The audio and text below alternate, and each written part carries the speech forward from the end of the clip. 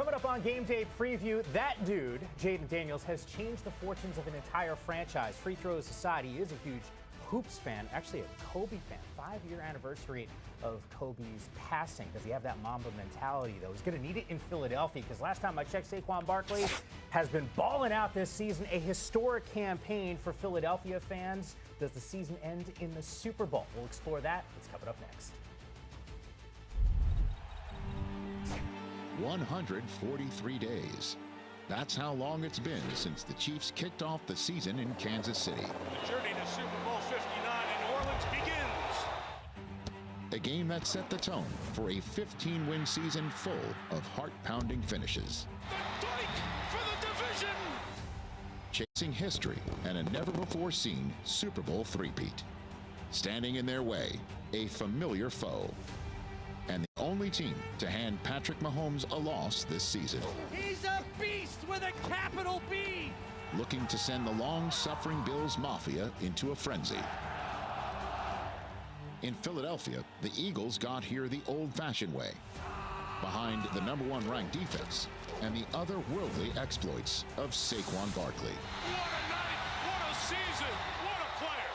And then there's the Cardiac Commanders, with the unflappable phenom Jaden Daniels authoring a rookie run for the ages. The Cardiac Commanders are the Clutch Commanders! After 143 days, Championship Sunday has arrived.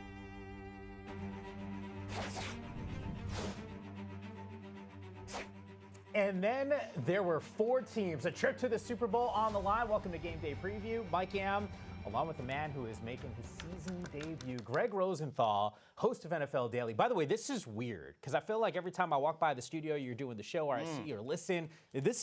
I'm in your seat. This is my home, but yeah, I only come for the conference championship, the big games. I am Drew Bledsoe against the Steelers in 2001, where he comes in and just has a nice cameo. We're going to have a lot of fun today. By the way, in makeup, Greg had asked, "Where's our meeting?" And I said, "Dude, it's a home game for you. It's in the podcast studio." Go. So we are ready to rock and roll. We are set, obviously, as Greg made reference to. There is so much on the line today. The fact that you're talking about a Washington team against Philadelphia in the NFC, all the talk about the NFC North, and yet is the NFC East that is still standing. And yes, last time I checked, that rivalry between Josh Allen and Patrick Mahomes still in full effect. That AFC title game, Josh Allen breakthrough. But you tell me, man, like, what are you most excited for today?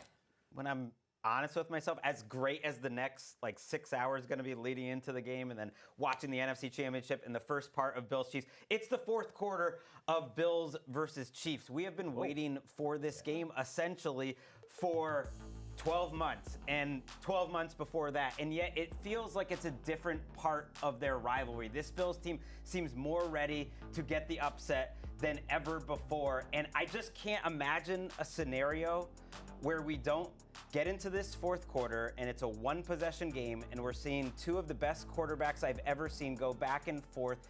And it's the reason why you do the show daily all season long is for these moments and how that kind of makes you feel, the build up all the way to that. So that's what I'm looking forward to. Couple of haymakers. That does feel like a heavyweight title matchup between Mahomes and Allen. We'll see if Josh is going to be able to break through. If you would have told me, because I was at Jaden Daniels' first start as a college player, freshman year, Arizona State, Kent State, if you would have told me that kid would be in this position as a rookie, I don't know if I would have believed it at the time. And obviously his evolution during the course of his college career is telling, right? A Heisman Trophy winner. But what we're seeing even this season, the game within the game, it hasn't felt too big for Jaden Daniels. Look at what he's been able to do in the biggest moments in this postseason. 4 touchdown passes, no interceptions, a passer rating of 116. That is the best by a rookie that we've seen in postseason history. So when you ask me, what am I looking for? You didn't ask me, I asked you, and I'm answering my own question. What am I looking forward to? Is Jaden Daniels. Can he get this done in a rivalry game on the road against Philadelphia? But I think at the end of the day, we're going to dive in deep on that matchup. I think a lot of us are certainly focused in on that AFC Championship game and one specific rivalry. The Kansas City Chiefs win the AFC. The Bills season is over. What a season it was. He's one of the great ones. Holy mackerel! Touchdown, Buffalo! Huge Buffalo victory on the road. He has that fire that he plays with. When I go home, I ain't going home. A 64-yard touchdown! Unbelievable. The Bills get the lead back again. But it's not over yet for Kansas City. And he ties the game. We're going to overtime. Tails. We're going to play till we declare a winner. The Chiefs have won in overtime. What a game this has been. The Bills celebrate once again. Buffalo up by 3. Kelsey, now he's going to lateral it back. Touchdown! Offside. Loudest call I've ever seen. Patrick Mahomes' first road playoff game. Allen fires, and it's through his hand. Opportunities were there. And the kick is no good! Wide right. Allen to take it and run, and muscles his way into the end zone for an unbelievable touchdown run. Okay, now hell of a play. We'll do it again, baby. Look at the great rivalries of the NFL. It comes with this. You have to come back. And no, we haven't beaten them in the playoffs, so that's the only thing that kind of matters. Now, Josh is right about that. We'll see if he gets it done today. Cam Wolf has got more on the Bills from KC. Yammer, Josh Allen recalled a conversation he had with Von Miller in Cabo that changed his mindset on games like tonight versus the Chiefs. Von Miller told him essentially the ball is going to bounce how it bounces. Even if you do everything right, you got to maintain your peace and don't force control on your results. He said the reality is you can control your mindset, and that's it. And Khalil Shakir, Josh's top receiver, said that's translated into the meeting rooms where Josh holds Friday player-only meetings, asks every receiver, what play do you want to run? Tells those to offensive coordinator Joe Brady, who puts those into the game plan. Trust has been the big thing for Josh this year, playing less hero ball, trusting his teammates more. He's had the fewest turnovers and the fewest sacks of his career, and the Bills are winning because of it. Quickly on the other side, Patrick Mahomes is going to face a Bills defense without veteran safety Taylor Rapp. They'll have Cole Bishop, the rookie, making his first career playoff start, and they got to slow down Travis Kelce as well. Yammer?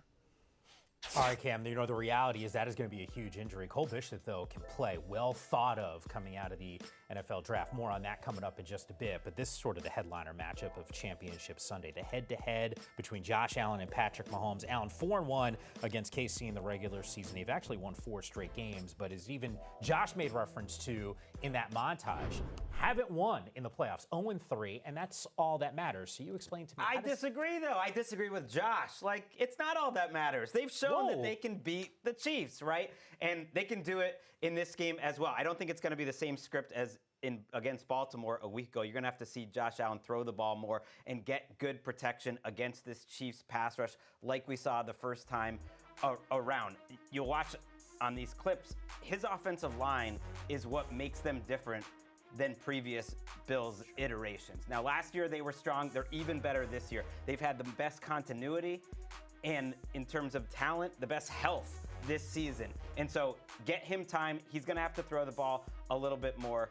Another thing I want to look at is how he's throwing over the middle of the field. The Chiefs really struggle defending tight ends. So Dawson Knox and Dalton Kincaid, I think, are going to be massive in this match. I'm actually glad that you bring that up because I also think about the formula and the reasons for success when teams have sparingly had that success against the Kansas City Chiefs. I think about ball control. I actually thought the Ravens were going to be playing in this game, and I thought the Derrick Henry factor would be huge. So you tell me from a James Cook perspective, how important is he for this team to make sure that it's not a donut in the win column for Buffalo? Yeah, they need to use Josh Allen in the running game. They need to have James Cook be efficient. The Chiefs, the one area their defense is absolutely better than it's ever been is rush defense. So I actually don't think it's going to be a monster James Cook game, but you just want to set him up in 2nd and 6s, 3rd and 4s. So even if he's not making explosive plays, they're not always in those long yardage situations. But I do think Josh Allen's going to have to be more effective running the ball than he was a week ago. And I really mean it. He says it's the only thing that matters. Why do we do this in sports? I promise you, the Chiefs were trying to win all of those regular season games. They were trying their hardest, and they didn't win them. And the Bills beat them 4 straight times. That tells me it's a bit of a matchup problem for the Chiefs because it's even. And against every other team, it's not even. But the games aren't regular season, postseason. Like, they feel different, yes, and the impact is different. I also start thinking about legacy, which, by the way, I listened to the pod. I'm going to get you on this Buffalo legacy coming up in just a bit, and just how important it is, at least in my mind. I'll push back on Greg when it comes to that, but there is some news to get to. Our NFL Network insider, Ian Rappaport, joins us for a little bit more. And for Ian, there's some teams right now that are thinking about next season. The Rams, their season is done. Already questions about Matthew Stafford. What's the latest on his future in L.A.? Well, I think it's fair to describe Matthew Stafford's future in Los Angeles as very much up in the air. I would say the same, by the way, for Cooper Kupp. But let's talk about the starting quarterback for the Rams. Going to be 37 years old next year, has no more guaranteed money on his contract. The reason why is before last season, he ended up with a one-year, $40 million deal, but took the guaranteed money away from this coming year to make it happen, which means Matthew Stafford, who has said he's going to take a little bit of time to consider his future, if he's going to play for the Rams next year, he's going to have to do so on a deal that would end up being restructured. Going to make $27+ million. Obviously, that is not going to play, so would need a new deal if he decides to play at all. Sean McVay said he'd like an answer sooner rather than later. If it's not Stafford, they know they're going to have to replace him. Where do they find that quarterback? A lot of questions right now for the Los Angeles Rams in that quarterback position. Yeah, there's a part of me that says, let's just run this back, because if they're healthy at the start of the season, maybe we're talking about a different win-loss record at the end, and they were knocking on the door, had an opportunity in the cold against Philadelphia. Ian, I saw this hit my inbox yesterday. I did a little bit of a double take. Pete Carroll, we know he is in now with the Raiders, and I started thinking to myself, hey, I love the fit, but it doesn't really matter if they don't figure out QB1. What are the options right now that this team could go? Well, Pete Carroll, during his time away from Seattle, has actually stayed in contact with Russell Wilson. They are still friends. And Russell Wilson, of course, was the starting quarterback most of the year for the Pittsburgh Steelers. And the Steelers have said, Mike Tomlin has said he'd like to have Russ back. Russell Wilson said he'd like to be back. That said, I think it's worth keeping an eye on Las Vegas for Pete Carroll and Russell Wilson potentially to combine forces next year. Russell Wilson actually wanted to play for the Raiders this past year. General Manager Tom Telesco and the brass there in Las Vegas simply chose a different quarterback. They chose Gardner Minshew. Obviously, did not work out. They have Aiden O'Connell there. Could still end up taking a young quarterback, but Russell Wilson and Pete Carroll reuniting in Las Vegas does make a lot of sense. I would certainly keep an eye on that one this offseason. What a wild time for Raiders fans right now, and they should be smiling because there's clearly going to be a culture change. We do have some games, Ian, to get to. Anything sort of popping up on the injury report that we need to be focused in on? Yeah, there wasn't a lot of injury drama in the week leading up to this. Maybe Deron Payne from the Commanders not playing. And then we got to game day, and Cam Jurgens, the center for the Philadelphia Eagles, dealing with a back injury, didn't do anything this week. I think the thought for most people was that probably wouldn't be able to play, just wanted to get a pregame workout and see if maybe somehow, some way, he could be mobile enough to go. So he did his pregame workout, didn't seem like it went great, left the meeting shaking his head. I think everyone assumed, all right, well, Cam Jurgens is not playing. Landon Dickerson took some snaps at center, actually played center at Alabama. He'll probably be the center. Big loss, move on from there. Except Cam Jurgens is officially active. And if you're active enough to be on the game day roster, and you're active enough to stand there in the sidelines and watch, there is always a chance that Cam Jurgens ends up playing. And I just wonder, would he be active if he had zero chance to play? And then if he has the chance to play, wouldn't he just be playing? So there's still a lot of questions about the Eagles center, who's really, really good, and obviously one of the key players for their run game. I think we'll be keeping our eye on this moving forward. No question. I think it's one of those storylines that maybe is not getting nearly enough attention here. I know we're running up against kickoff here, so maybe that is a factor. We'll talk about this team's offense and get Greg's take on that coming up in just a bit. Ian, you're the best man. Always appreciate the intel from you. And as I made reference to, just scratching the surface on our coverage of Championship Sunday. Oh, A.J. Brown, what's good, man? 3 catches, 24 yards in the postseason. It feels like today could be one of those breakout games.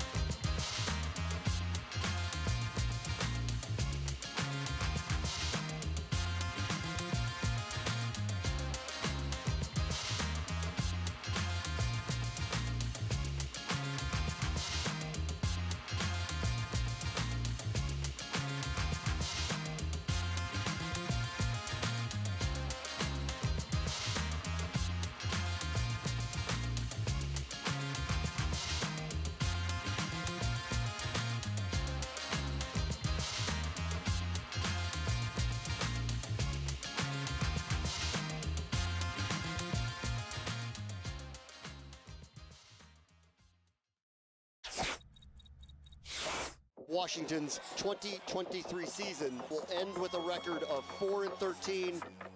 Washington Commanders select Jaden Daniels. Washington will get everything out of me. It's a miracle! Jaden Daniels is miraculous. I've been waiting my entire life for this. Who wants to go to the playoffs? Carrying the weight of a city like a Greek god. Jaden put this team on his back. It really did remind you of the old days. It's just unbelievable to have this feeling again. Celebrate like it's 1991! Oh, fired up for this matchup. So is Scary Terry, who actually set the Washington receiving record for most touchdowns in a regular season with 13. For a little bit more on the Commanders, it's our guy Steve White, who's bundled up in Philly. Commanders rookie quarterback Jaden Daniels has 6 fourth-quarter or overtime comebacks and 12 fourth-quarter touchdowns, which is why he's heralded for his poise and composure under pressure. Well, I asked some of his teammates about that, and inside linebacker Bobby Wagner said this. Remember at the beginning of the season when everyone is talking about how Jaden needs to slide or get out of bounds? No one's talking about that anymore because he's learned and grown. There's been other pressure situations where he's been able to handle that, but more important, he understands what defenses are trying to do to him, so when adversity hits, he knows and anticipates on how to react. Speaking of adversity, his best offensive lineman, Sam Cosmi, is out today. I am told, Mike, he's likely to be replaced by Trent Scott. All right, Steve, we miss you here in studio, and I think you probably miss not having to wear as many layers. I think I counted 3 or 4 there, Greg. Jaden Daniels, look, we can love this kid up. There's only so many ways that you could describe what is a tremendous rookie campaign. These are all-time rookie quarterback rankings. For a closer look, Rookie Watch is presented by Intuit QuickBooks. All right, how does he find some road success? Because it feels like it hasn't necessarily mattered where the game is. I mean, you can play on Mars. Like, this dude continues to find ways to win. Right. I haven't seen a quarterback slice up the Eagles' defense quite like Jaden Daniels did in the fourth quarter of their win over them. Now, yes, the Eagles were missing Jalen Hurts for much of that game, but the defense was out there, and it's a defense that asks a lot of questions of you. What it wants to make you do is go down the field slowly, usually, but they hit some big plays to Terry McLaurin, and he makes great decisions, and that's what really stands out, how decisive he is, how slow the game is for him. He gets through his reads quickly, sometimes almost too quickly, that he doesn't stay on a guy, and then he eventually gets open, but that's a good problem to have, and when it's not there, he will run. So it's like Yammer went, like, we're deep into the season. The game is just slow for him. He's playing like a veteran, and yet he's 24 years old. I think all those extra starts in college really work. Okay, so one, you're close on the age, not too far off. If you flip the numbers and reverse them and then add 1, you'll hit my actual age here. But you're right. Look, it doesn't feel too big for him. We've seen that happen throughout the course of this season. But look, we even heard Bram Weinstein, who is the voice of the Commanders on radio. You heard of the cardiac commanders. We've heard that term. I got to imagine in the postseason to be able to say, hey, we can win some of these close games, even if it's tight. Like, there's a blueprint here where they're not going to feel like, oh, we're out of it, even if they're down maybe at halftime. No, they've been in situations where he's had to throw to help you win. And yet, Bram was on the podcast, NFL Daily, just this week, and what he notes is the belief and also just the production from the very first minute that he was a member of the Commanders. Like, week 1 was slow, and you see that he corrects his mistakes. You're seeing how he's always getting out of bounds. There's a way that he runs. It reminds you a little bit of Lamar, but he is kind of getting out of bounds quicker than Lamar even does. And then you have to give Cliff Kingsbury a lot of credit for getting open receivers. He's often a first, second read guy and then run, and those first and second reads have been open. He knows what to do in the red zone. You saw Zach Ertz. He's just a guy that feels like he has all the answers to the test, which you only normally see out of a 6, 7-year, 8-year veteran. Yeah, I actually love the fact that you made that Lamar comparison. I think back, and I've told the story a couple times. I'm on set with David Carr, and Washington, it's one of their wins, and they come up with it, and I turned to David, and I said, who does he remind you of? And he used that name. He said, the more and more I watch him, the more I think he looks like Lamar Jackson, which hadn't necessarily heard that. And then I paused, and I said, wait a second, doesn't he throw better than Lamar in his rookie campaign? He said, Yeah. So, like, once again, we're seeing this evolution here in a quarterback, even within the context of one season. The sky is truly the limit for this guy, and I think that's why fans in Washington have to be thrilled at what they could get.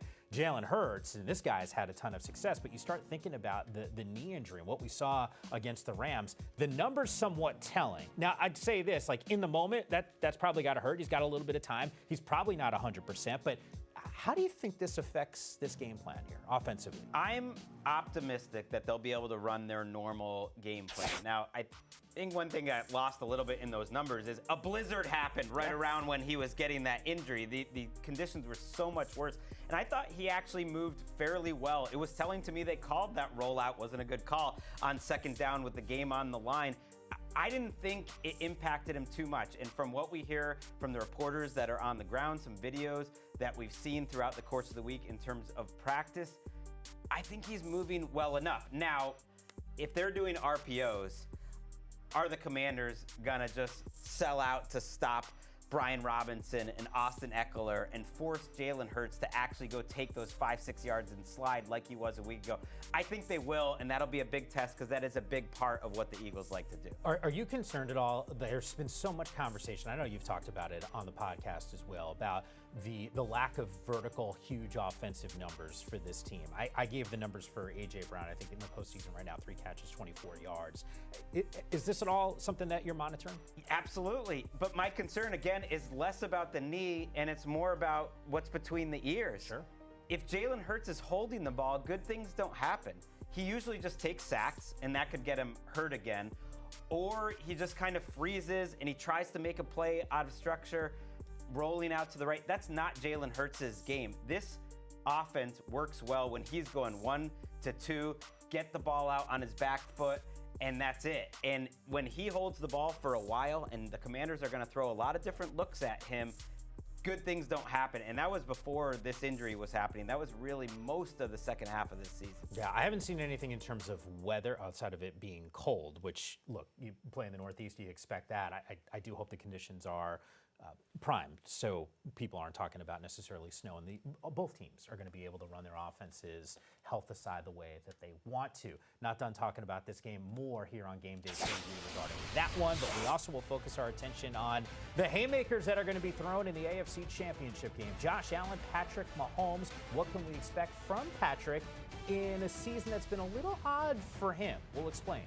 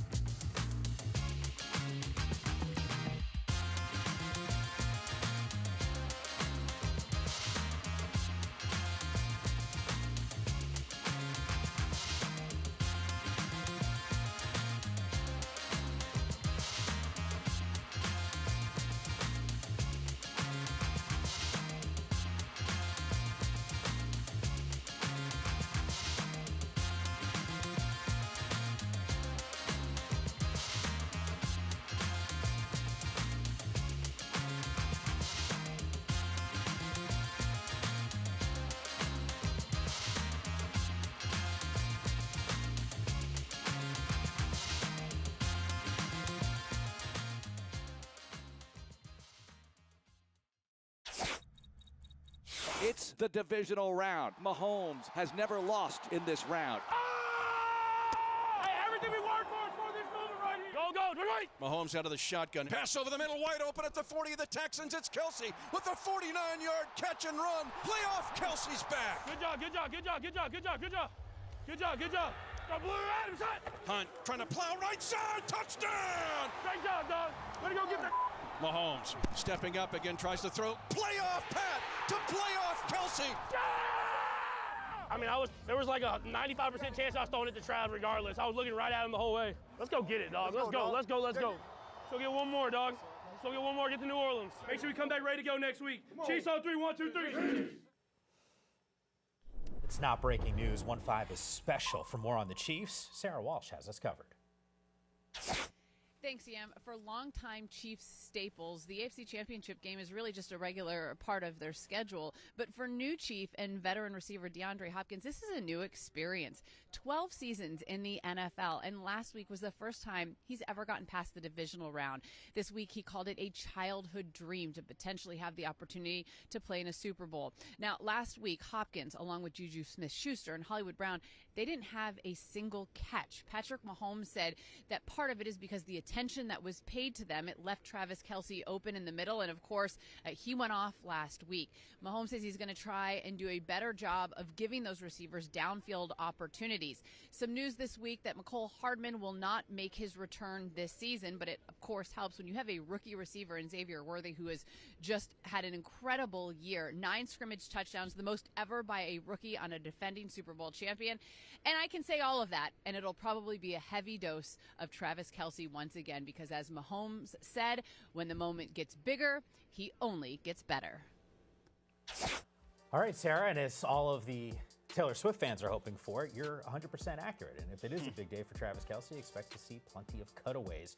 Here's what I can tell you. I know that Josh Allen has beaten this Kansas City squad before in the regular season. You can see what happened since, though, from Mahomes and this offense. They've been playing with fire for a good stretch of the year.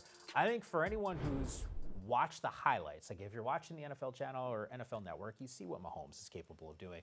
You have like this lens, though, where it's almost like a microscope where you're watching like the entire season. It feels like there's a different version of Mahomes that we've seen earlier in the career or even in this season. Take me through that transformation. I feel like he is now playing, he's almost doing the reverse Tom Brady, where he's more controlled, more conservative, just doing what it takes to win the game now, getting rid of the ball quicker. They were more effective late in the season. After he hurt his ankle, I think because of that, he had to get rid of the ball quicker, stop trying to hold the ball and make big plays. And it's crazy because I just think about 2018, 2019, and that he not only was the best quarterback I've ever seen come into the league, and that's still true, he's the best quarterback I've ever seen, but that he was one of the most exciting players of all time. And they've turned my guy a little boring. I mean, the throws are shorter. Yeah. There's not as many big plays. There's not a lot of mistakes, but there's not a lot of big-time throws.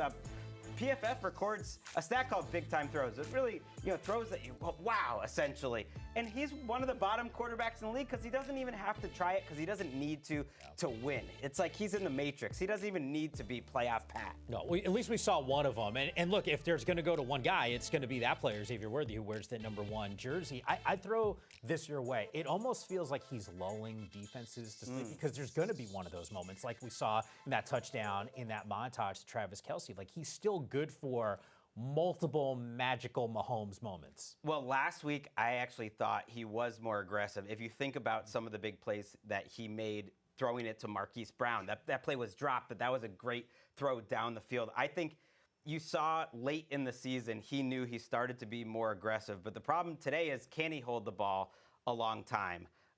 Can he get the protection? Okay, last year we were doing a bunch of shows, and it felt like Travis Kelce was getting close to the end. And I think that is like a really not the best way to describe it. And he's on the other side of it. But I'm watching him in the postseason. I'm watching him as the season unfolds, and I go, like, this dude's still ridiculously dangerous. And I got to imagine probably primed for a big game today. Yeah, I mean, he's not moving as quickly. That 49-yarder a week ago that was his longest, you're watching it right here in his career in the postseason. Like, that might have been a touchdown 6-7 years ago. Sometimes the NFL Network will have those old games on, and you go, wow, Kelce moved differently. And yet, it doesn't matter. It's such a mental game, and the way that he can feel coverages, and he's played this Bills defense. They're going to play a lot of zone today, and it's death when you play Travis Kelce in zone. Is there something, everyone makes a ton of the nonverbal communication, the chemistry between those guys. Once again, maybe that's the reason why when the postseason comes around, Buffalo hasn't beaten Kansas City. Right. There's kind of no answer for it. Just, hey, someone explain it to me this way. The Chiefs have one playbook for everyone, one play call for 10 players. And then just Travis goes out there and he just kind of does what he does. And him and Patrick can figure it out together. And I believe Julian Edelman and Tom Brady had that in a really special way. But it is really rare that you see two players that have that trust from their coaching staff and with each other. And there's almost no way to stop that. Yeah. You know, for fans of the NFL, sometimes I use this analogy. I know you've been married for a long time. Speed dating, right? Like you go in and like that initial connection. Sometimes like you just know, or it's a friend that you just meet for the first time who becomes a friend. Like it's a good vibe that's there, and clearly those two dudes are vibing out. And you have to wonder if they lost this game. Is this Travis Kelce's last game? That's certainly something people are talking about a little bit behind the scenes. You never know. Yeah. Let's not go there right now. That's for. I don't know. Especially if they win the Super Bowl, that feels then like the time. Yes. God, right? Go out on a high. We'll do a Jordan-esque conversation. Saquon Barkley has been an absolute monster this season. A closer look at the Eagles' run game. That's around the corner on Game Day Preview.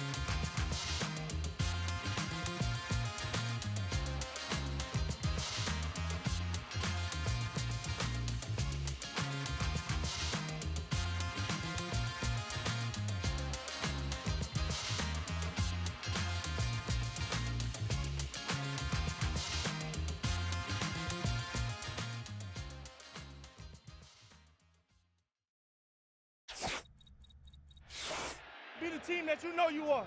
Show me something tonight, man. Turn this out. He hurdles a guy backwards. Oh, I ain't never seen no like that. They can't with us, bro. Y'all the best in the world. Keep believing that. Hey! Jalen Hurts, touchdown. Come on now. Touchdown! Saquon Barkley. I know. Two more. You talking about? Get fired up, Eagles fans. I love that line from Saquon. Believe you're the best in the world. Believe that ish is what he said. Today's matchup, first time since '86 that two NFC East teams will face off in the NFC Championship game. Not to date myself, I was 5 at that point, but there are some concerns right now about Jalen Hurts and his health because of a knee injury. For more, Stacey Dales has got us covered in Philly. Mike, I spoke with Eagles head coach Nick Sirianni, who told me of his quarterback Jalen Hurts dealing with that left knee injury from last week. There are no restrictions, essentially no limitations. They are expecting Jalen to be playoff Jalen. They are also expecting the running back Saquon Barkley to have another Saquon-like day, as I spoke with Sirianni about. But the one concern is center Cam Jurgens. He came up with a back injury this week. He's officially questionable, did not practice Wednesday, Thursday, limited Friday, but there is a real concern he won't be able to play. If that is the case, Landon Dickerson took first-team reps at center this week. He would move into that spot with Tyler Steen moving to guard. Mike? All right, Stacey, so you got to imagine some tweaks on that offensive line. How does that impact what Saquon Barkley is able to do? Most rushing yards in the postseason, those are the numbers for Barkley. I think it's noteworthy, not just the other guys being Hall of Famers on the list, but they all went on to win Super Bowls that season. That could be the fate for Saquon and this Eagles squad.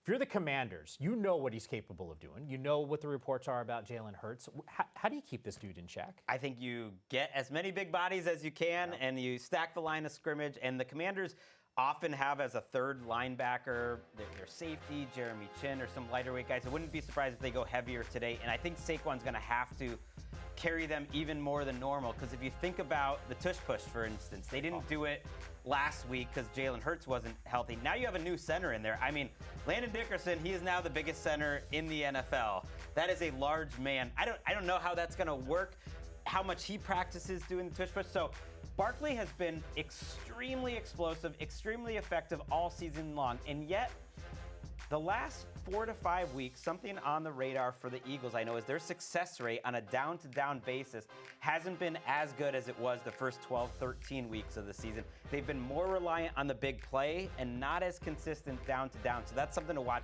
because on paper, it is a big mismatch. This is where the Commanders' defense has struggled. I actually think that's a really smart take with regard to that tush push, because you think about what the play calling has been. Sometimes, you know, it's a third and short. Like, it doesn't matter. Like, it becomes 4-down territory in those short down situations, because they don't have a problem. If they don't make it on 3rd down, they're going to do it again on 4th down. I don't know if you're executing like this without Jurgens out there. My thing, though, is as a Saquon Barkley fantasy owner back in the regular season, it's like, I think Saquon Barkley with a foot to go is a pretty great option, too, in that offensive line. So as great as the tush push was, like, you could have given Barkley a couple of those touchdowns, but to be fair, some of the reason that it was Hurts was they would get stopped at the goal line. They'd give one carry to Barkley and then to Hurts. So that is huge. But one thing I'll really be watching for is he turning the 1 to 2 yard gains into 4 to 5? Is he turning the 3 to 4 into 6 to 7? And that's all about that push on the offensive line. Did you win the league? I did not. I somehow blew it, even though Saquon Barkley was Saquon Barkley, bad job by me. Seriously, what is that about? Time for Who's Eating Good. It is presented by Applebee's, and I do want to get your take on obviously a guy that really could potentially have a big performance. Maybe it's a guy that we haven't even made reference to. Yeah, somehow we've made it this far without talking about the number one guy, the reason that the Eagles won last week. It was Jalen Carter. Monster up front. Yeah.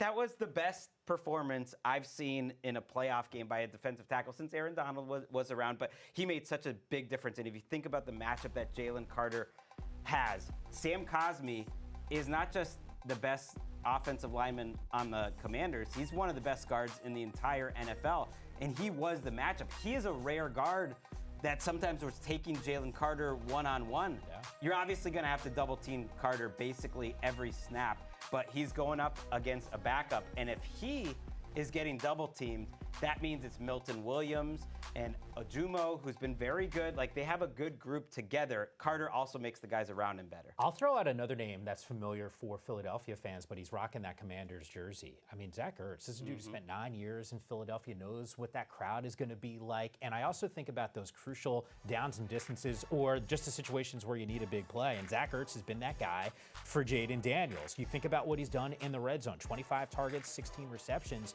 so far this season. And big plays like this. Like, I got to imagine when things might be falling apart, Zach Ertz is the guy that they might be leaning on. Think about the 4th down situation last week on the goal line. Who do you go to? You go to Zach Ertz. The ball is out before he even makes his break. Another 4th down situation in the playoffs where they go to Zach Ertz, and he's going to be like a little extra motivated because Nick Sirianni, as he often does, just opens his mouth in the strangest situations and talks some trash to Ertz after a Commanders win, saying you weren't that big a part of it. So you know Ertz is going to be ready for what normally would be an awkward game. Him back in Philadelphia, it's got to feel strange for him in this big spot. You know, it's kind of interesting. The more people you talk to around the league about Philadelphia, Sirianni, and we've been fortunate here, NFL media, like, you know, guys wear mics and the whole thing, like, Sirianni's doing a lot of this the entire ball game. Just one of those things to keep your eye on. Bills and Chiefs, who's that player that you think could be eating good? I think about Xavier Worthy and the maturation that he has had for the Chiefs at wide receiver. It reminds you of Rashee Rice a year ago, but obviously more explosive. And what really struck me in the playoff game was, okay, DeAndre Hopkins, Juju Smith-Schuster, they're not being targeted by Patrick Mahomes, but Worthy on a couple throws that were really timing, anticipation, and contested catch throws, he gives his rookie a chance because he knows he's the biggest playmaker, and Worthy comes through in a way that he really wasn't the rest of the season. I had a thing on the podcast I would talk about the Xavier Worthy boneheaded mistake of the week. It was like 1 or 2 plays every week where he'd drop the ball or he wouldn't know where he was on the sideline or he'd make a mental error, and now he's making all the big plays for the Chiefs, so he's going to be huge. I like this. I'll flip it to the defensive side here. I've seen it in the regular season. I've also seen it in the game, the biggest games of the year, whether it's the Super Bowl. The impact that Chris Jones can have on the team's defense, just wreaking havoc for opposing offenses. Now, you go back to the Week 11 matchup between these two teams, the Chiefs and the Bills. Chris Jones didn't have a sack in that game, but he did have 7 quarterback pressures. Woo. I got to imagine, like, just knocking on the door, almost there on Josh Allen. Maybe he's got a big game. Maybe he comes up with a sack or multiple pressures. Because here's the other thing that we do know from some of these defensive tackles. Hey, if you just disrupt timing, right? Like, that might be good enough to, on a 3rd and long situation, 3rd and short situation, where when they're trying to execute, Jones can be that disruptor. I like him. He could be on the edge. He can play on the interior where he has better matchups. And forget about playoff Travis and playoff Pat. Give me playoff Chris Jones. He goes from like a borderline Hall of Famer, that great of a player during the regular season, to, in the playoffs, one of the best playoff performers that's ever played the game. He has won so many of these games for the Chiefs. You know what it kind of reminds me of? And by the way, he is a Hall of Famer, Aaron Donald, right? Like, you think about those big moments, right, where you just need to rely on your best playmakers. And we don't talk nearly enough about some of these guys on the defensive side. So giving some love to Chris Jones and what he can potentially do today. Jaden Daniels. I was about to say something that I'm not going to say. Well, because we're thinking about talking about Canton already. Yeah, wait, I know. I'm checking myself. The 2 guys he reminds me of as rookies are RG3 and Andrew Luck, just in terms of the production, and that they're examples that you never know what's going to happen. You just never know.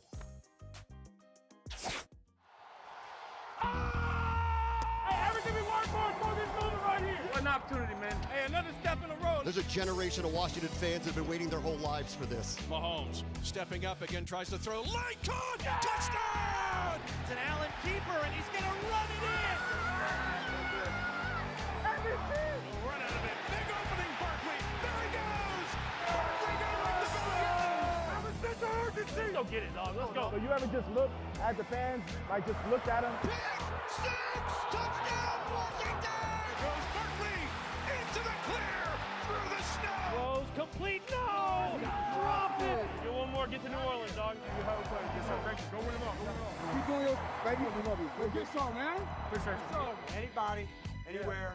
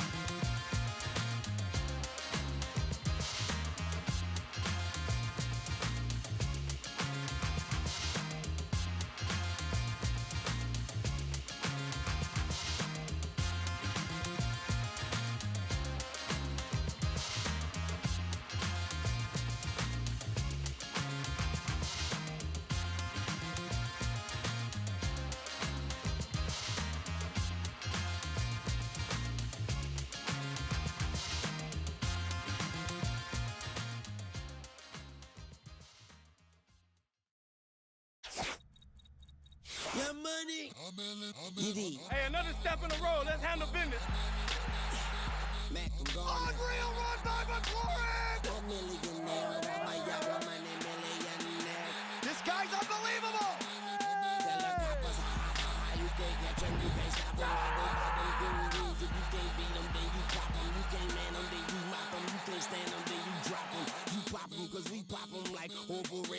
Get your popcorn ready.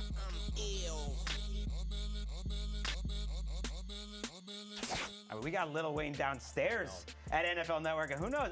I'm just saying we might see him in the Super Bowl. I got no inside information, but wouldn't that be something? It would be amazing. I just think it's a huge miss. How do we not lure him upstairs to our studio just to do a little live rendition? I feel like that. I could tell him I was there in college when Cash Money was going wild. See, by the way, it was like being in Liverpool when the Beatles came out.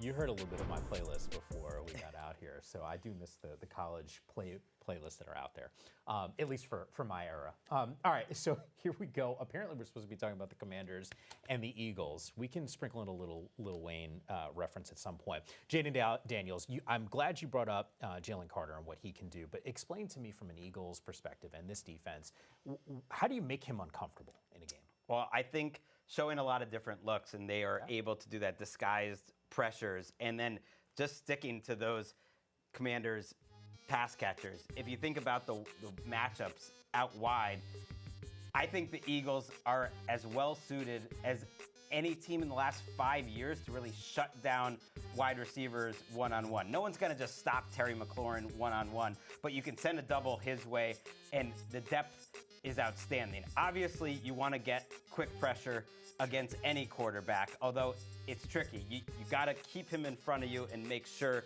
that you keep your rush lanes with a lot of integrity so that he's not just running right past you. I think most fans will sit there and say, hey, I get that this Commanders offense with Jaden Daniels is really good. They'd also argue that the Detroit Lions and what they do defensively is really good. We saw what they were able to accomplish against the Minnesota Vikings and the success that they had. I know it's not apples to apples. In fact, it's definitely not when you compare Sam Darnold to Jaden Daniels and what those guys like to do. But I got to sit here and go, look, there's got to be some advantage. We're talking about an NFC Championship game. The Commanders do a lot of things really well.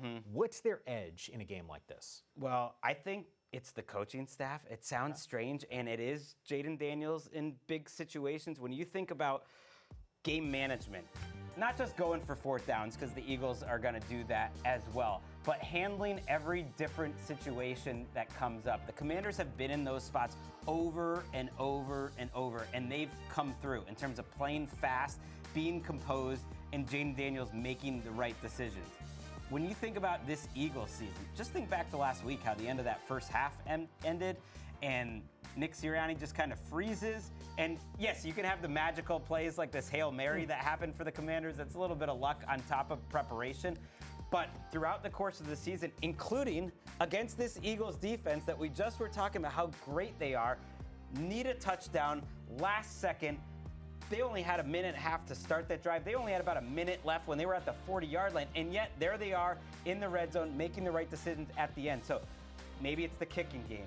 Maybe it's just the calm and the coaching staff in the right situation. Maybe it's the quarterback. I kind of trust them more if it does come down to a 2 to 3 point game in the last few minutes, because they've done it.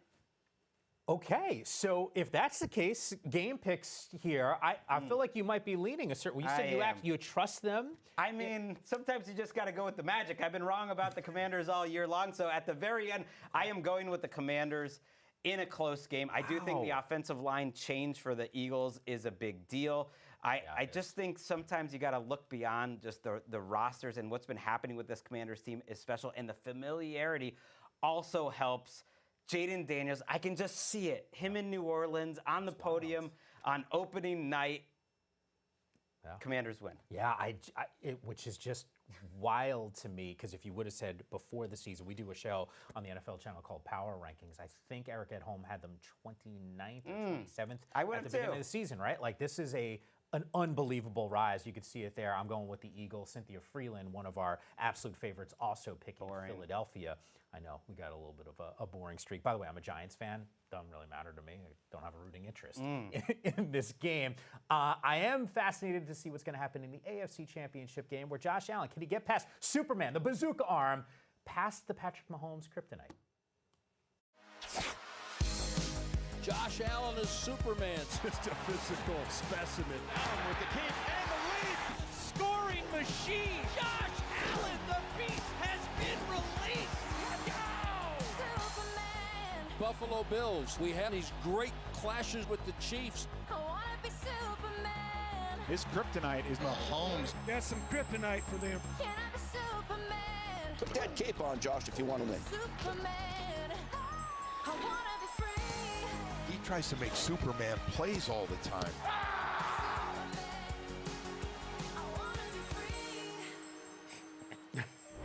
He does make a lot of those plays most of the time. We just haven't seen it in the postseason against this Kansas City squad. Give me context around this Buffalo team, not only just this season, but the last couple years, and maybe not getting over the hump, but still being ridiculously successful. If they don't win on Sunday, they are the greatest team that's not made a Super Bowl over a 5-year period. They have averaged over 12 wins per season. They've been in the divisional round every season now. This is their second time conference championship. They've been top 5 in point differential 5 straight years. That is the hardest thing to do in the entire NFL, is be a true title contender year after year after year. And for them to be in this spot and feel like they're more balanced than ever, it does feel like if we can't get over the hump this time, when is it ever going to happen for the Bills? You know, a lot of times, and I know this is your season debut, Steve Wyche is usually sitting in the seat. He's in Philadelphia right now. There's, generally speaking, a throwback NBA conversation before we start, because he covered the league for a long time, as did I. His era was a little bit before mine. And what reminds me of all those teams in the 90s that couldn't, now, obviously the Rockets broke through when MJ wasn't out there, but you think about all these great players who just couldn't figure out a way to get past the Chicago Bulls and be an NBA champion. And I'm starting to feel like there is something really cool about this era. Whether you have the Chiefs fatigue or not, what we're witnessing from a Chiefs perspective is truly special. It'd be like if Tom Brady had more than Peyton Manning. Now it's Burrow, and it's Lamar Jackson, and it's Josh Allen. Yeah, it's Charles Barkley sitting there going, yeah, I get it. Patrick Ewing sitting there going, damn, like this is really what it's going to come down to. And unfortunately, that was the case for those players. But Josh Allen and Mahomes, we can make all we want of those two guys, and we get it. They're the studs. They're the names, the marquee names here. But outside of those guys, who's got the biggest impact, you think, in this game? I'm going to go with the pass rusher. Let's go Greg Rousseau, who had a monster game against the Chiefs the first time around. Got a ton of pressure. When Mahomes hasn't played well this year, it's because of that quick pressure on the left side. And if you want to know a real ball knower, Mike Yam, just see who has been saying Joe Tooney's out there at left tackle, and he's been doing a really great job there for Patrick Mahomes the last handful of weeks. Like, has he?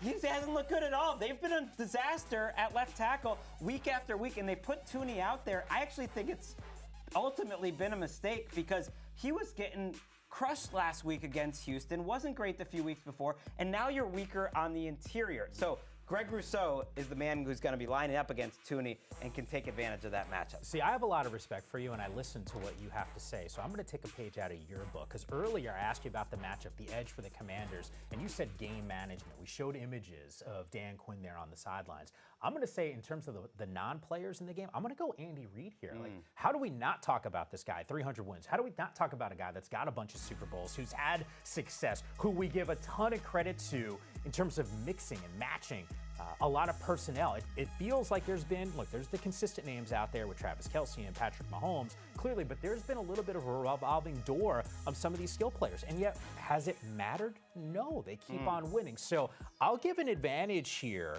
to Andy Reid having his fingerprints all over this game with the Cheesecake Factory menu in front of him. Yes, I'm a little hungry here. One of my favorite things we do on the show is Sunday Statement. You get to look in the crystal ball. Tell me.